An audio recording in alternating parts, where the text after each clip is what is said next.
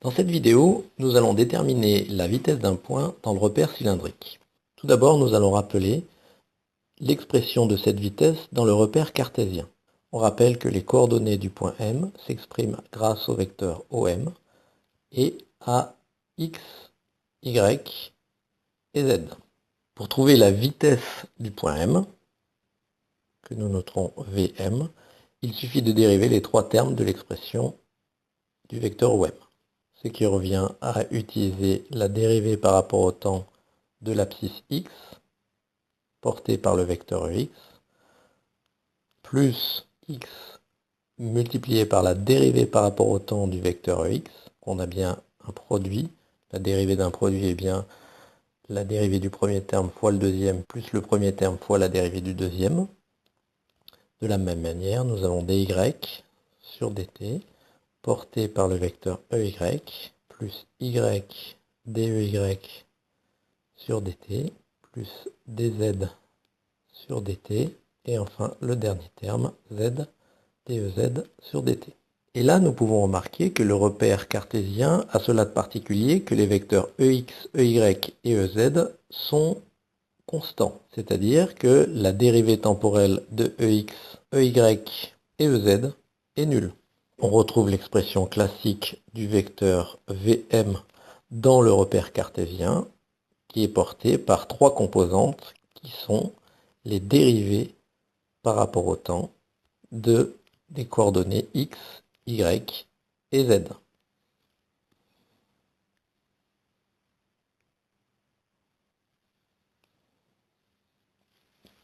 Nous allons maintenant nous placer dans le repère cylindrique.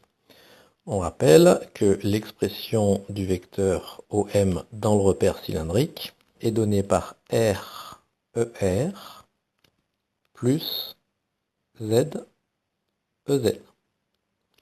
Donc on rappelle que le vecteur ER est le vecteur unitaire qui est dans le prolongement de OM. On peut aussi les représenter de cette façon-là, en reportant tous les vecteurs de la base cartésienne et cylindrique sur le point O. On rappelle que θ est l'angle entre EX et ER. Pour trouver l'expression de la vitesse du point M, nous dérivons l'expression précédente du vecteur OM, de la même façon que tout à l'heure, dr sur dt porté par ER. Mais là, attention, il faut bien considérer le terme qui va faire apparaître la dérivée temporelle du vecteur ER, puisque nous rappelons que les vecteurs ER et Eθ dans le repère cylindrique varient en fonction du point M. Donc la dérivée de ER par rapport au temps n'est pas nulle. Par contre, pour le vecteur EZ, il appartient aussi au repère cartésien, sa dérivée par rapport au temps est nulle.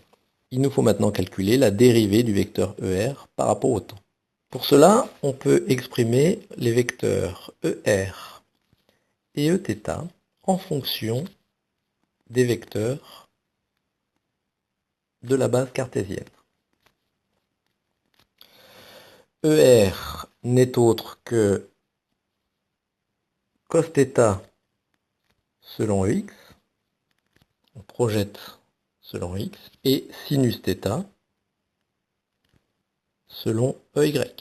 Pour Eθ, c'est moins sinus θ selon Ex, plus cos θ selon Y. Maintenant, nous allons exprimer la dérivée du vecteur ER par rapport au temps, puisque je rappelle que c'est cette expression-là qu'il nous faut essayer de trouver. Donc nous allons de la même façon dériver cette expression de ER. Cos θ se transforme en moins sinus θ, θ point, parce que je rappelle que nous dérivons en fonction du temps par rapport à X, et sinus θ se transforme en cos θ, θ point porté par EY.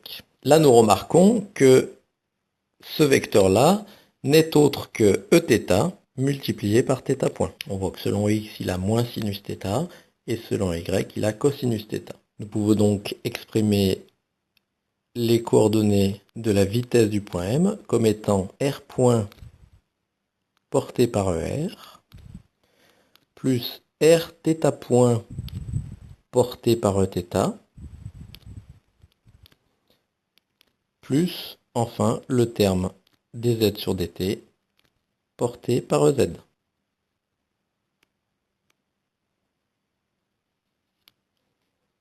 Nous avons donc trouvé l'expression de la vitesse du point M dans le repère cylindrique. Pour bien comprendre cette expression, on peut évoquer le cas particulier d'un mouvement circulaire autour de O, pour lequel on a R qui est constant, et de même Z qui est constant.